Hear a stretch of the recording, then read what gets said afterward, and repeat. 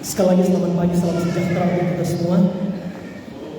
Saudara-saudara yang kasih dalam Tuhan Yesus Kristus, saya terangkan sedikit secara ringkas tentang surat 1 Tesalonika. Paulus adalah orang yang mendirikan jemaat di Tesalonika. Kalau saudara membaca Kisah Para Rasul pasal 17, Kisah Para Rasul pasal 17, di situ diterangkan begini. Satu waktu datang Paulus di Tesalonika. Tesalonika adalah kota yang besar, kota yang maju di zaman itu, bukan kampung kecil, bukan desa terpencil. Jadi itu kota yang maju, kota yang peradabannya maju pada waktu itu. Memang itu menjadi sasaran Rasul Paulus, kota-kota besar, mempengaruhi kota-kota besar. Paulus datang di situ, lalu dia mulai masuk rumah-rumah ibadah orang Yahudi. Dia mulai mengajarkan Injil di sana. Kira-kira 3 minggu atau kurang lebih 1 bulan. Dia mengajar, waktu yang sangat singkat. Dampaknya apa? Ada orang-orang yang akhirnya diinsafkan. Mereka menerima Injil, mereka mengikut Paulus, mereka menerima Kristus sebagai Tuhan dan Juru Selamat. Tapi muncul masalah. Masalah apa? Ada orang-orang Yahudi, patut diduga orang-orang Yahudi itu adalah pemimpin-pemimpin agama Yahudi. Mereka iri dengan Rasul Paulus, dengan pelayanannya, dan akhirnya mereka merencanakan dan bahkan membuat kekacauan. Yang dorang bikin sudah tahu apa? Dorang provokasi tuh preman-preman yang biasa berkeliaran di pasar untuk bikin rusuh, untuk mengusir Paulus dan Silas atau teman-temannya keluar dari kota Tesalonika. Jadi hanya dalam waktu singkat Rasul Paulus menginjili Tesalonika. Tapi memang Tuhan memberkati pelayanan di situ. Beberapa orang sudah bersedia mengikut dia, termasuk dicatat. Sudah baca ini di Kisah Rasul pasal 17. Ada orang-orang yang berpengaruh, termasuk ada perempuan-perempuan yang berpengaruh juga di kota Tesalonika, telah bersedia menerima Injil. Nah, karena ada orang-orang Yahudi yang iri hati dan kemudian berusaha berbuat jahat kepada Paulus, maka Paulus harus menghindar dari tempat ini. Maka Alkitab bilang dia pergi di satu kota yang lain yang bernama Berea. Tapi sampai di sini kita menarik satu pelajaran bahwa sebaik apapun Injil itu diberitakan, semurni apapun motivasi para penginjil, ingatlah tidak akan selalu disambut. Sebab ada aktor yang memang menghendaki Injil ini harus diberantas, dihalang-halangi, dan itu iblis. Iblis bisa memakai siapa saja, memprovokasi, termasuk memanfaatkan orang yang iri hati. Iri hati itu menghancurkan. Iri hati itu membahayakan. Iri hati itu bisa menyebabkan bencana. Iblis memanfaatkan orang-orang ini untuk mengusir Rasul Paulus. Tapi memang itu yang terjadi kan dalam kehidupan beragama, dalam kehidupan bergereja. Mungkin sekali juga didapati ada orang-orang yang beragama tapi selalu iri dengan pelayanan orang lain, dengan keberhasilan orang lain. Tidak ikhlas ketika ada orang lain yang pelayanannya lebih berdampak, pelayanannya lebih membuahkan hasil. Kadang-kadang itu terjadi sampai di zaman ini. Itu yang dialami Paulus. Nah, setelah dia pindah di satu kota Berea, di sana ada catatan bagus. Orang-orang di Berea, orang-orang Yahudi di Berea, hatinya lebih baik dari orang-orang Yahudi di Tesalonika. Sehingga dorang terima Paulus. Tapi, ada tapi. Semua Paulus punya ajaran, dorang kaji ulang, dorang teliti. Apakah setiap pengajaran Paulus itu benar berdasarkan firman Tuhan, berdasarkan Alkitab, berdasarkan perjanjian lama nama yang ada pada mereka waktu itu atau tidak? Nah, ini jemaat yang bagus. Jemaat yang baik adalah jemaat yang harus menyelidiki pengajaran-pengajaran, khotbah-khotbah yang mereka mendengar.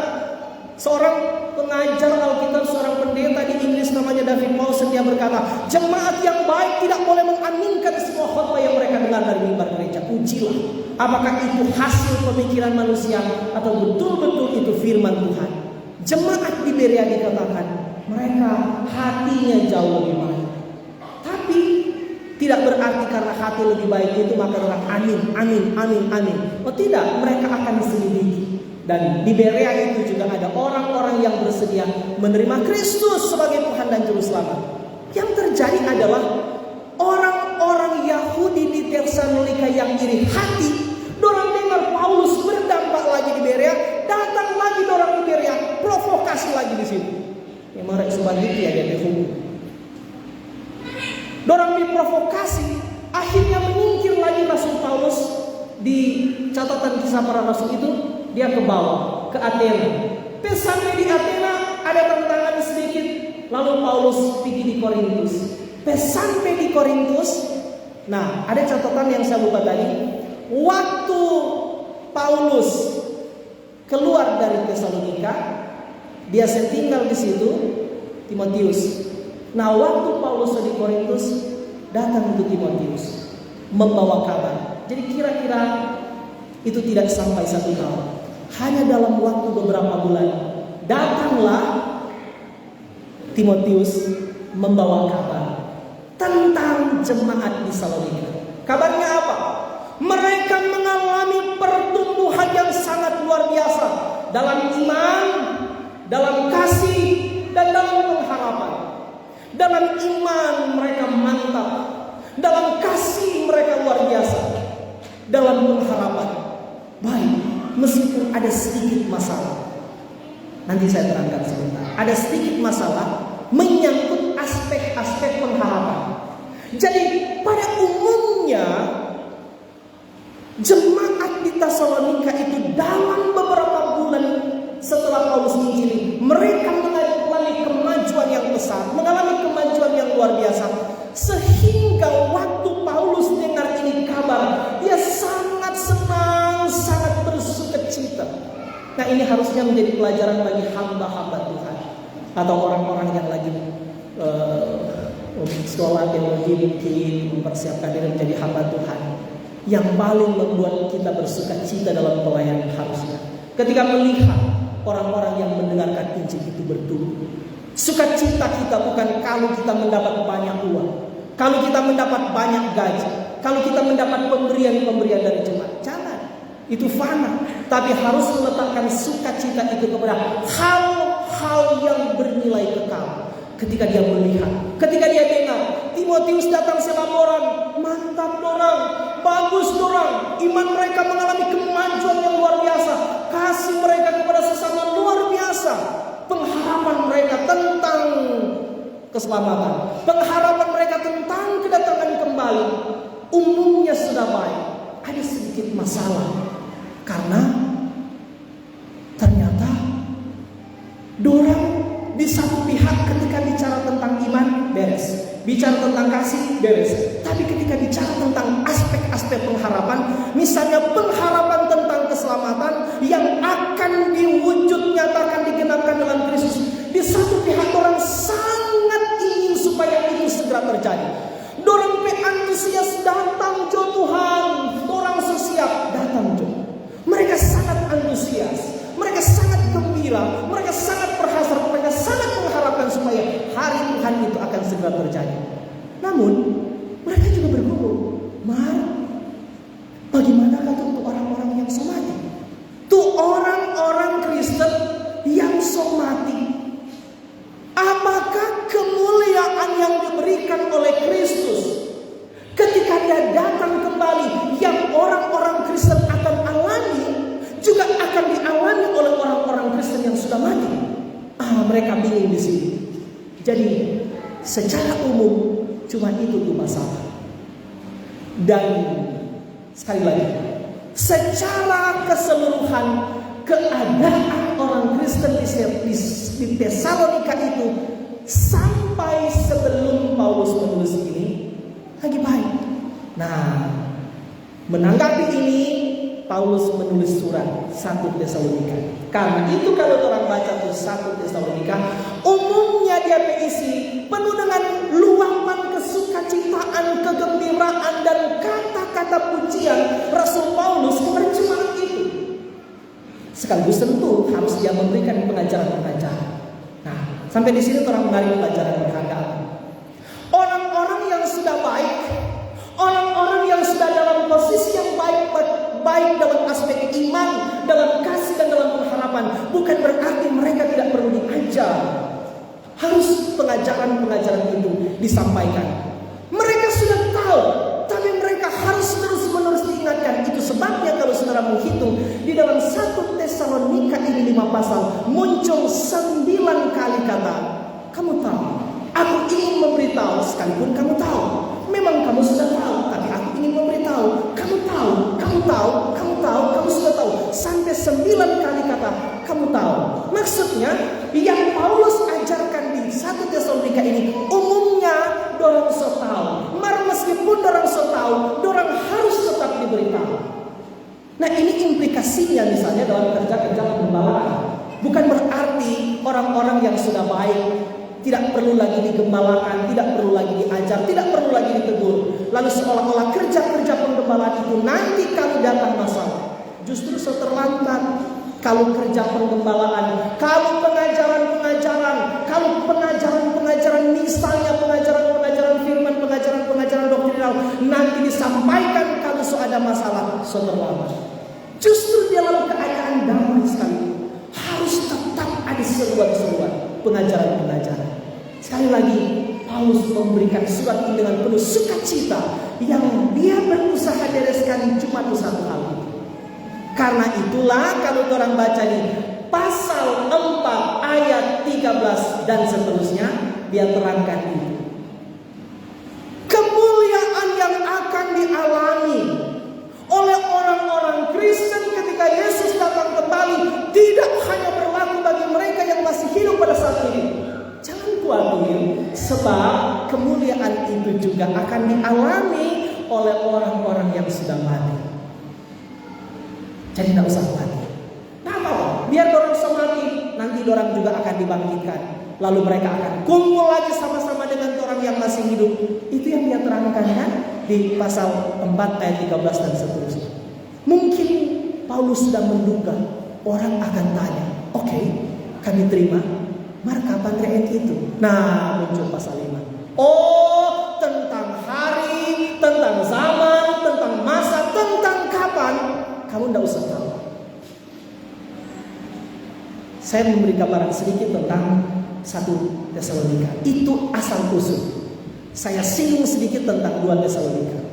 Jadi pada umumnya tidak ada masalah yang terlalu signifikan yang melatar belakangi 1 Tesalonika.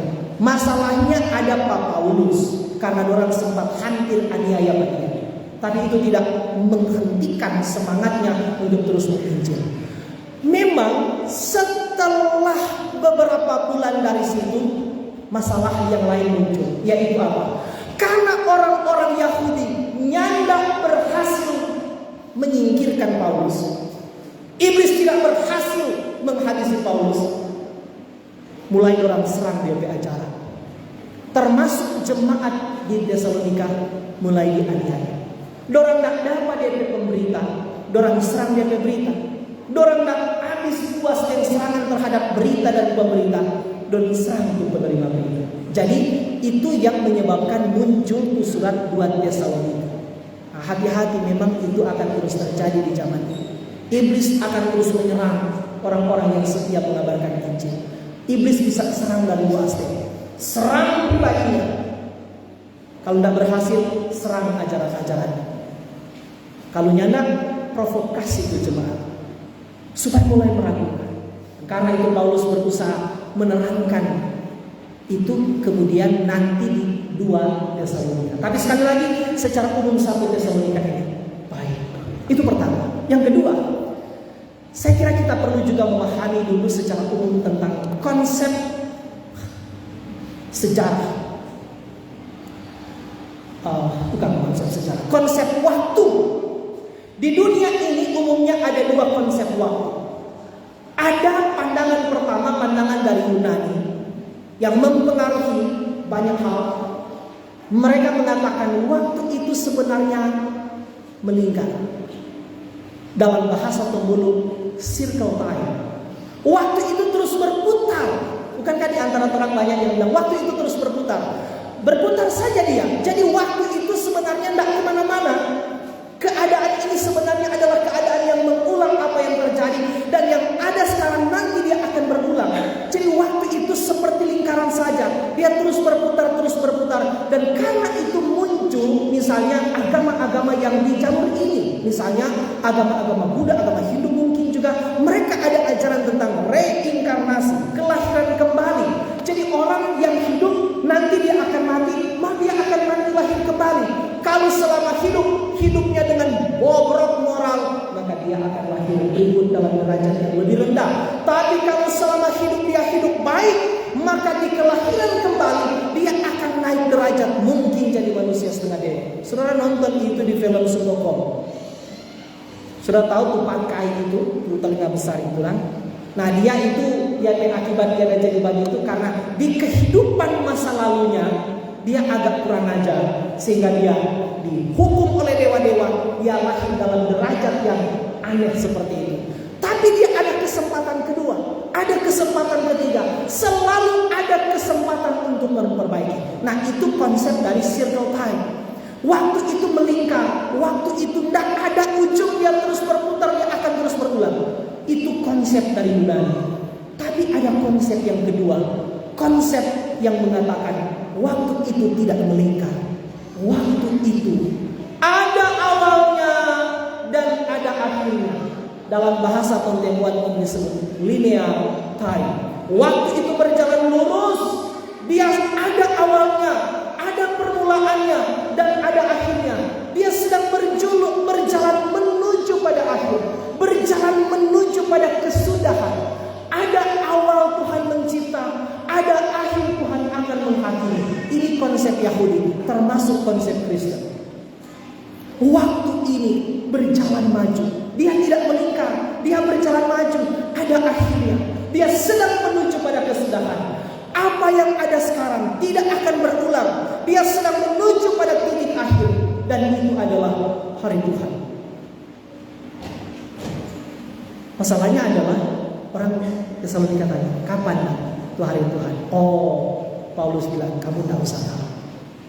Nah, ketika dia membicarakan tentang hari Tuhan, inilah dia menerangkan itu dalam pasal 5. Di dalam pasal 5 ini saya mencatat paling kurang 6 sikap yang harus dimiliki oleh orang-orang Kristen di Tesalonika, tapi juga bagi kita semua di zaman ini untuk menghadapi hari Tuhan. Yang pertama, Paulus bilang di ayat 1-2, seolah-olah dia mau bilang, tidak penting kamu cari tahu, dan karena itu kamu tidak usah gelisah tentang kapan. Kamu tidak usah tahu, sebab itu memang dirahasiakan Tuhan. Tidak usah pusingkan dengan hal-hal yang memang dirahasiakan Tuhan.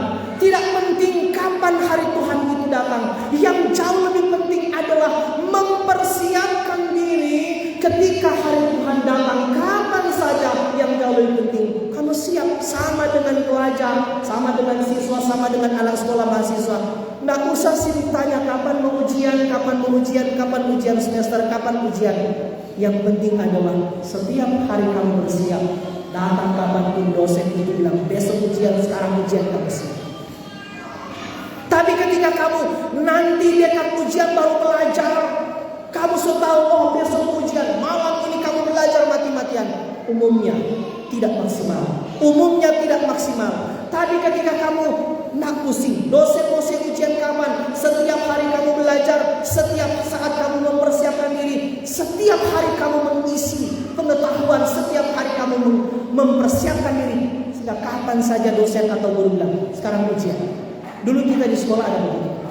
Waktu kita masih SMA ada guru matematika, dia tidak pusing dengan jadwal ujian. Ada guru-guru lain yang memang tertib ya ujian. Selalu di dalam kalender akademik ada masa-masa belajar, ada masa-masa diuji di akhir semester. Dia nyanda. Kapan juga dia mau bikin ujian dia bikin. Sehingga ada saat kami sementara kelas lain sibuk dengan ujian matematika, orang nyanda. Karena tuh ujian dia sudah cicil-cicil. Kadang-kadang dia bikin kami mau ujian. Ambil kertas kosong, tulis nama, jawab ini soal. Wah, langsung tak kami. Maka orang so tahu karena sudah dapat kabar dari kakak-kakak kelas. Tuh ibu sana, dia tidak jadi bilang dia mau ujian kapan. Pokoknya 1 minggu dia saya mengajar, besok langsung ujian. Jadi, maka beberapa orang anggap enteng. Masa ada begitu.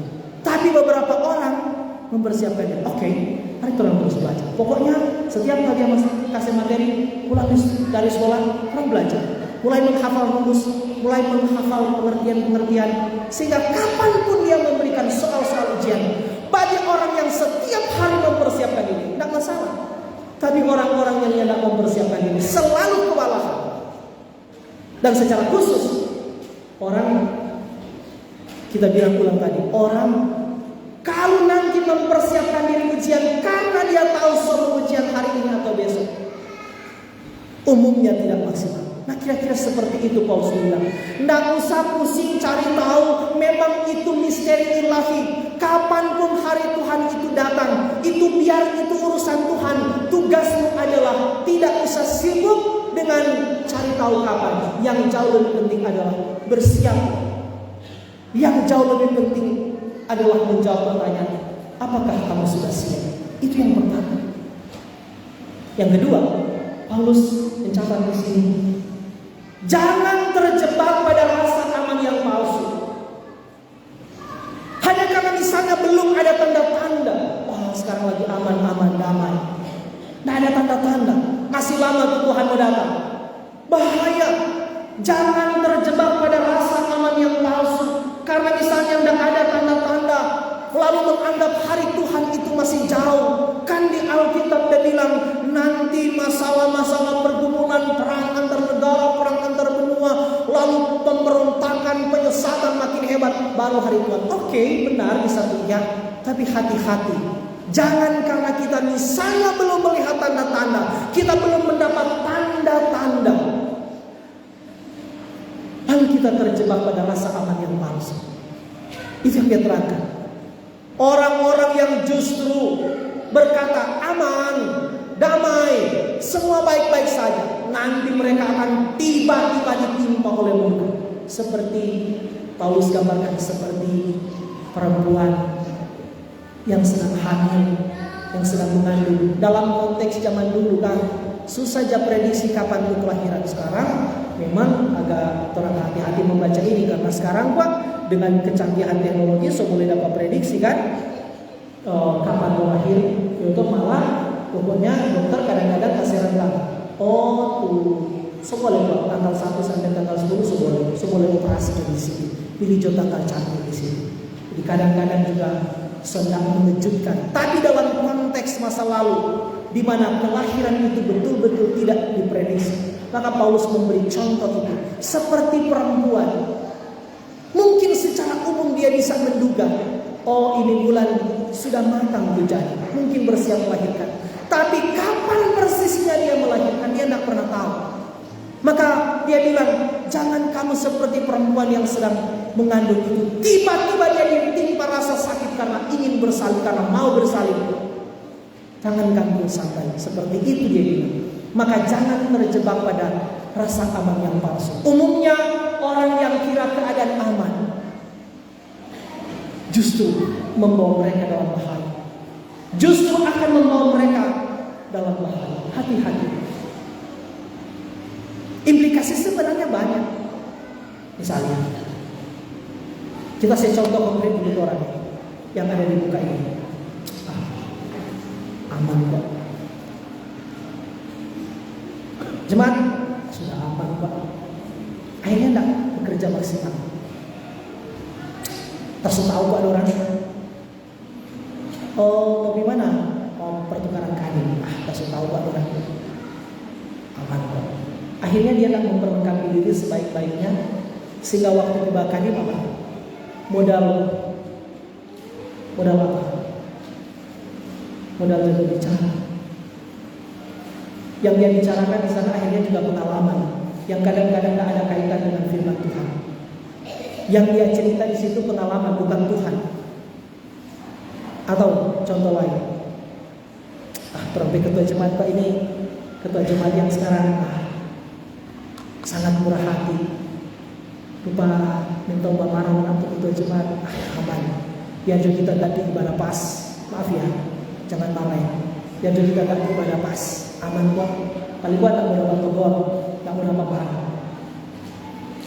Atau jemaat juga, aman kok. Terang pimpinan tua dibiarkan buat tukang babu jemaat orang. Tetap lewat, dia nggak mau marah, dia orang nggak pilih-pilih, orang nggak berpartisipasi. Dia takut kalau marah orang orang suka pilih. Jadi implikasinya sampai pada hal itu akhirnya membuat orang tidak melakukan apa-apa, berbahan, terjebak pada rasa aman yang palsu.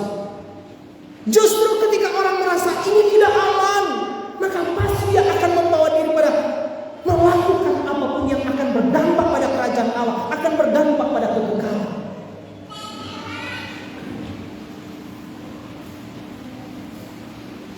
Saya berharap saudara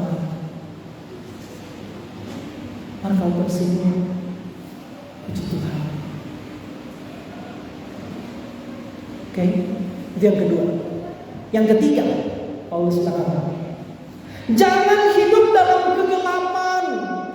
Itu pengibaratan. Tapi sebaliknya hiduplah sebagai anak-anak terang. Hiduplah dalam terang. Kegelapan adalah gambaran tentang kejahatan, tentang dosa, tentang ketidakbenaran.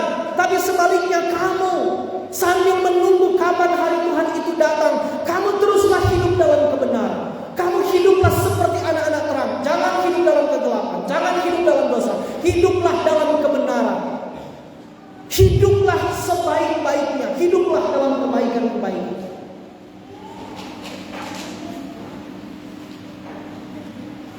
Jangan hidup dalam kegelapan. Itu yang dia terangkan ayat 4 sampai 5. Sederhana sekali tapi pesan ini menjadi sangat penting sekali. Jangan lagi bermain-main dengan dosa.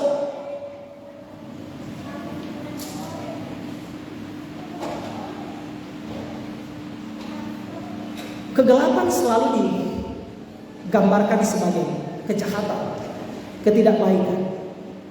Terang selalu digambarkan sebagai kebaikan, kebenaran. Teruslah hidup benar. Teruslah hidup sebaik-baiknya. Entah kamu diawasi atau tidak, entah mama papamu awasi atau tidak, entah ada orang yang awasi atau tidak, hiduplah seolah-olah kamu hidup di dalam akuarium yang semua orang akan melihat segala sisi tentang hidup.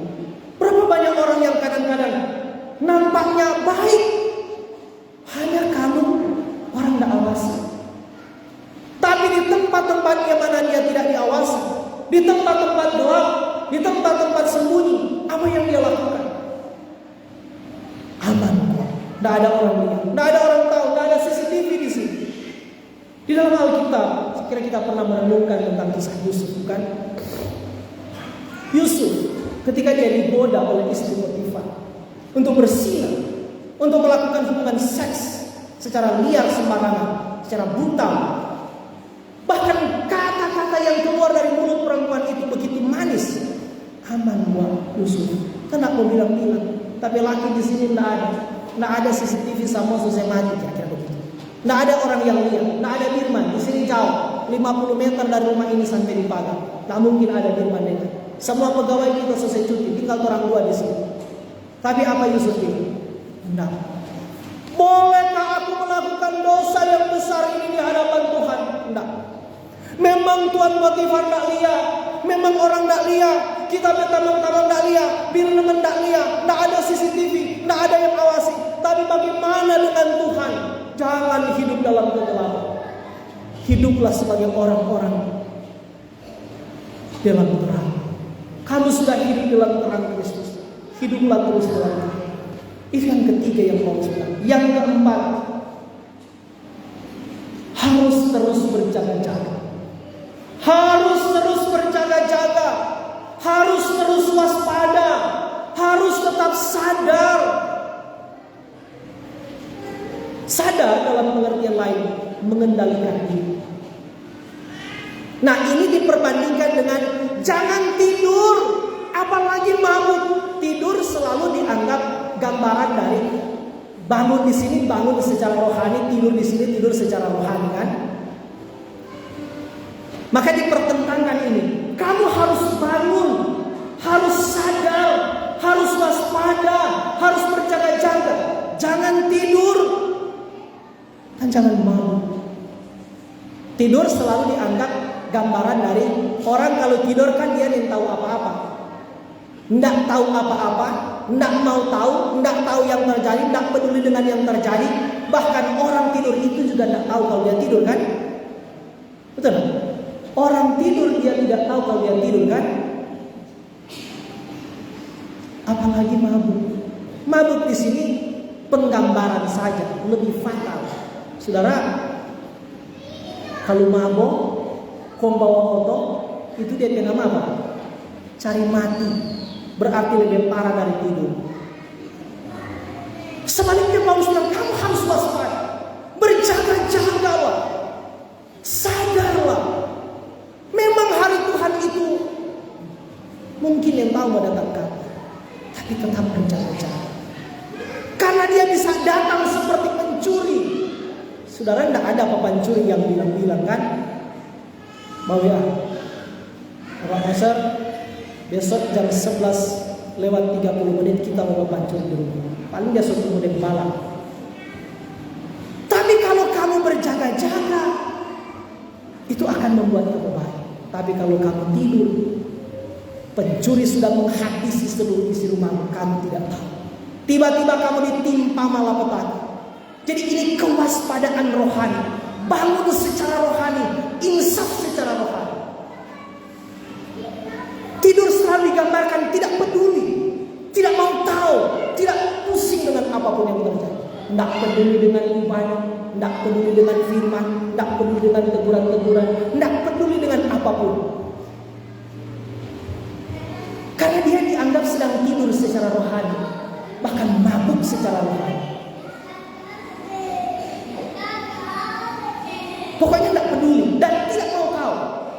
Tapi tentu puji Tuhan, kita yang hadir hari ini berkenan diizinkan Tuhan mendengar ini. Saya yakin tidak ada yang kebetulan. Tuhan sedang mengingatkan kita semua. Amin. Itu yang keempat. Yang kelima, Paulus bilang, hiduplah dalam iman, dalam kasih, dan dalam pengharapan akan keselamatan. Itu akan membuat engkau memiliki keamanan yang sejati. Tadi disebutkan di atas, kita bilang keamanan yang palsu. Tapi Paulus bilang, kalau kamu tetap hidup dalam iman yang benar, dalam kasih yang sejati, dan dalam pengharapan akan keselamatan, itu akan membuat engkau aman. Sehingga digambarkan di sini, iman dan kasih itu seperti baju sirah, baju tentara yang dipakai dalam peperangan, baju besi. Kenapa? Karena memang ini digambarkan seperti peperangan rohani. Iblis akan selalu mencari cara, selalu mencari celah kapan engkau bisa dijatuhkan. Tapi ketika engkau memiliki iman kepada Allah, kasih kepada sesama, maka itu akan membuat engkau aman. Yang tiga, dia bilang hiduplah di dalam pengharapan akan keselamatan. Itu akan menjadi seperti ketopong di kepalamu. Pikiranmu akan dibebaskan dari keliaran berpikir untuk memberontak kepada Tuhan. Maka hanya jika engkau memiliki iman, kasih, dan pengharapan. Kalau di Korintus, Paulus rubah dia urutan. Iman, apa? Pengharapan dan kasih. Iman dibutuhkan supaya kita diterima oleh Allah. Pengharapan diperlukan selama kita masih menanti-nantikan kedatangan Tuhan. Tapi Paulus bilang yang jauh lebih besar adalah kasih. Iman hanya diperlukan di bumi. Kasih apa? Iman hanya diperlukan di bumi. Pengharapan hanya diperlukan di bumi. Tapi kasih itu akan berlangsung sampai dengan kekal. Kalau orang sobaku dapat langsung dengan Yesus di surga, Torang sedang perlu iman. Kalau torang sudah di sorga, torang sudah usah pengharapan. Tapi torang masih tidak perlu kasih. Karena itu Paulus bilang yang terbesar adalah kasih. Iman dibutuhkan supaya kita diterima oleh Tuhan sebagai anaknya. Pengharapan kita butuhkan selama keselamatan itu belum digenapi secara utuh, selama Kristus belum datang. Kalau yang orang harapkan orang saudara, orang tidak perlu pengharapan kan? Sama dengan orang. Bro, ada orang, bro kita berharap kita mau dapat, misalnya anak-anak remaja, kita berharap kita mendapat nilai bagus di sekolah. Serta dapat nilai bagus, masih perlu tidak dia berharap dapat nilai bagus? Tidak perlu. Karena itu kita bilang iman hanya dibutuhkan di bumi, pengharapan hanya dibutuhkan di bumi, tapi kasih dibutuhkan di sini dan sampai di kekekalan. Karena itu Paulus bilang iman, harap dan kasih. Yang terbesar di antaranya adalah kasih. Tapi di sini Paulus membagi iman, kasih dan pengharapan. Itu akan membuat jiwamu aman. Kenapa? Paulus memberi alasan. Itu akan memberi engkau rasa aman yang sejati. Imanmu, kasihmu, pengharapanmu. Kenapa ini akan memberi keamanan? Sehingga kapanpun hari Tuhan itu datang, hari Tuhan itu akan menjadi hari bahagia bagi orang-orang yang beriman, punya kasih dan punya pengharapan. Tapi bagi orang-orang yang tidak hidup dalam iman, kasih dan pengharapan, hari Tuhan itu menjadi hari bahaya. Hari bahagia bagi orang Kristen, tapi hari bahaya bagi orang-orang bukan Kristen. Kenapa?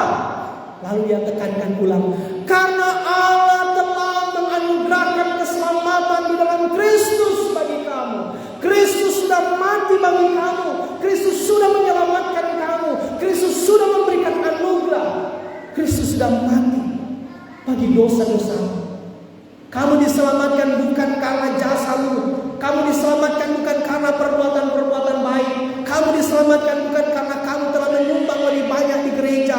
Kamu diselamatkan semata-mata karena anugerah. Ini terus-menerus dipertegas oleh Paulus. Ini menjadi berita yang selalu diulang-ulang oleh Rasul Paulus. Ini juga yang membedakan ajaran kekristenan dengan ajaran-ajaran agama yang lain, bukan? Agama-agama lain berkata berbuat baiklah supaya engkau selamat. Makin banyak perbuatan baikmu, makin besar kesempatan untuk diselamatkan. Tapi Alkitab bilang, enggak. Perbuatanmu tidak akan menyelamatkanmu karena engkau tidak pernah berbuat baik. Perbuatan baikmu tidak akan menyelamatkanmu karena memang engkau tidak pernah berbuat baik. Itu yang Paulus bilang di Roma pasal 3 ayat 10 dan seterusnya. Di dunia ini tidak ada orang benar. Di dunia ini tidak ada orang baik. Tidak ada orang berbuat baik. Tidak ada orang mencari Allah. Tidak ada orang yang telah menyenangkan hati Allah. Semua orang sudah rusak, sudah menyeleweng. Dan karena itu Paulus simpulkan di Roma 3 ayat 23. Semua orang sudah berdosa dan sudah kehilangan kemuliaan Allah. Oleh karena kita berdosa, oleh karena kita tidak mampu memperjuangkan keselamatan kita, oleh karena kita tidak bisa memperoleh keselamatan hidup kekal dengan usaha kita, maka kita membutuhkan anugerah. Dan anugerah itu hanya ada di dalam Yesus Kristus. Amin. Kristus sudah mati atas kayu salib untuk menyelamatkan kita. Kematian Kristus itu disebut substitusi. Substitusi artinya pengganti. Toranglah yang harus mati, tapi karena begitu besar kasih Allah akan dunia ini, Yohanes 3:16 bilang, maka Yesus Kristus telah menganugerahkan kita keselamatan. Sehingga keselamatan yang diajarkan oleh Alkitab bukan berdasarkan jasa manusia, tapi berdasarkan jasa Kristus. Kalau di Alkitab bilang orang Kristen keselamatan karena iman, agama-agama lain karena keselamatan karena iman dan perbuatan.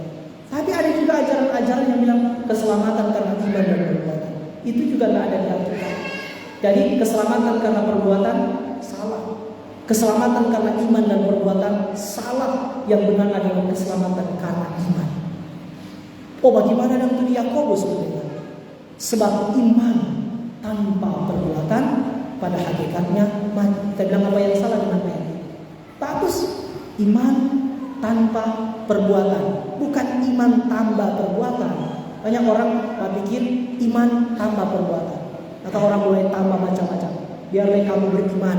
Kalau kamu tidak berbuat baik, kamu tidak mungkin selamat. Orang tidak mengerti. Biarlah kamu beriman. Kalau kamu yang tidak baptis Islam, kamu tidak mau selamat. Ini ajaran-ajaran yang merusak gereja. Ini ajaran-ajaran yang merusak kekristenan. Kalau kamu beriman, kalau kamu tidak punya bahasa roh, kamu tidak selamat. Biarlah kamu beriman, kalau kamu tidak berbuat baik. Justru iman itu selalu, saya berulang-ulang mengatakan, iman itu selalu memiliki 4 aspek.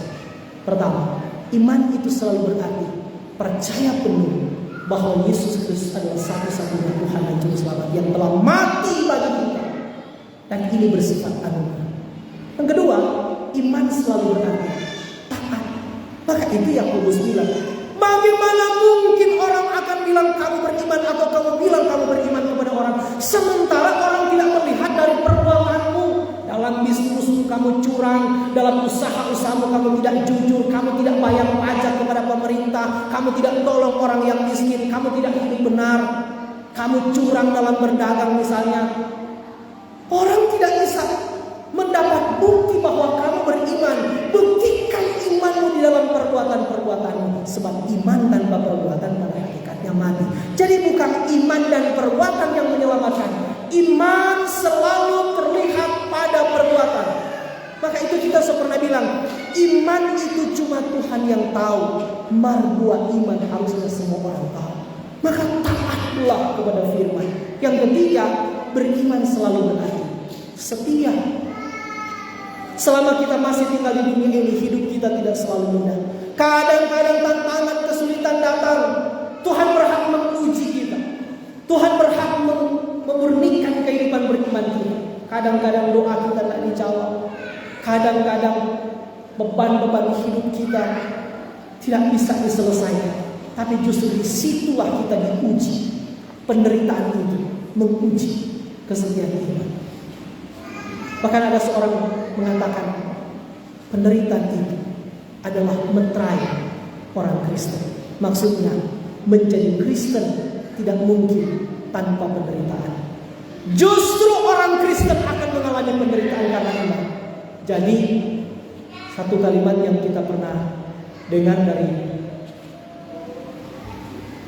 kalau tidak salah, bukan dengan baca, dari John Stott. Dia bilang begini,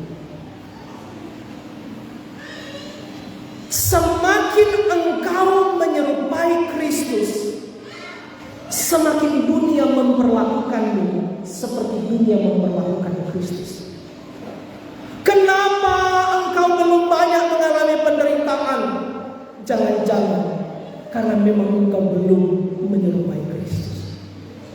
Makin kita menjadi serupa dengan Kristus, makin dunia memperlakukan kita seperti dunia memperlakukan Kristus.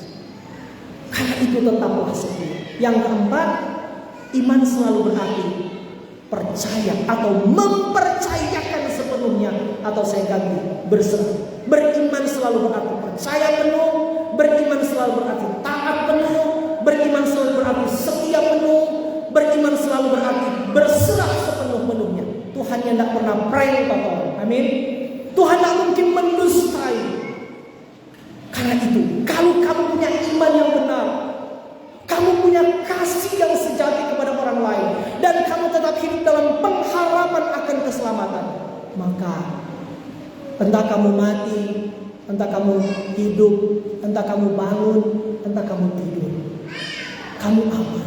Paulus bilang, kamu aman, tidak usah aman, karena itu akan menjadi seperti baju sirah, baju besi, sehingga kapanpun panah api dari sejahat itu tidak akan menembus, karena kamu menggunakan baju sirah, baju besi, dan kepalamu aman karena kepalamu menggunakan ketopong helm keselamatan.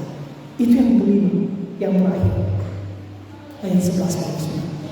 Yang terakhir, selama kamu masih menanti-nantikan kedatangannya, hiduplah saling menasihati dan saling membantu.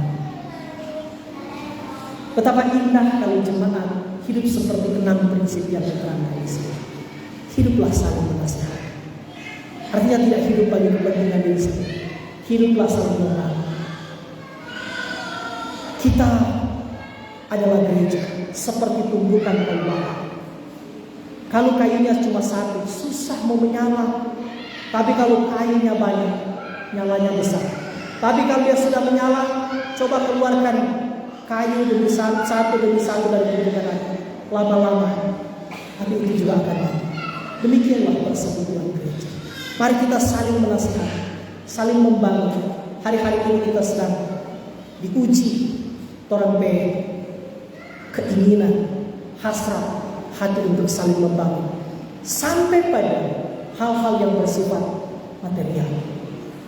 Mari kita secara khusus jemaat ini bersatu, berkorban dalam kesatuan hati untuk terus membangun pekerjaan-pekerjaan Tuhan. Secara khusus kita dalam program yang lebih konkret sedang dalam pengumpulan dana. Kita mungkin tidak menjadi seperti jemaat-jemaat yang lain, yang seperti saudara ikuti di media sosial jemaat-jemaat yang modern ini. Yang mungkin orang memang belum mau sampai sama dengan orang, betul? Bahkan mungkin 18 hari boleh dapat sampai kira-kira 2 miliar. Mungkin orang nggak mau sama dengan orang, tapi kita punya hati yang sama, hati yang mau berkorban, hati yang mau membangun. Itu yang harus kita lakukan sebagai gereja Tuhan. Percayalah, bagi orang-orang yang tetap hidup dalam prinsip-prinsip itu, maka sekali lagi kita bilang, bagi orang-orang Kristen yang sejati, hari Tuhan itu menjadi hari bahagia. Bagi orang-orang yang tidak bersiap, hari itu menjadi hari bahagia. Pilihnya, kamu akan melihat itu sebagai hari bahagia atau hari bahagia. Tuhan memberkati kita semua. Amin. Jika masih ada kesempatan, jika masih ada puji-pujian, diberi kesempatan.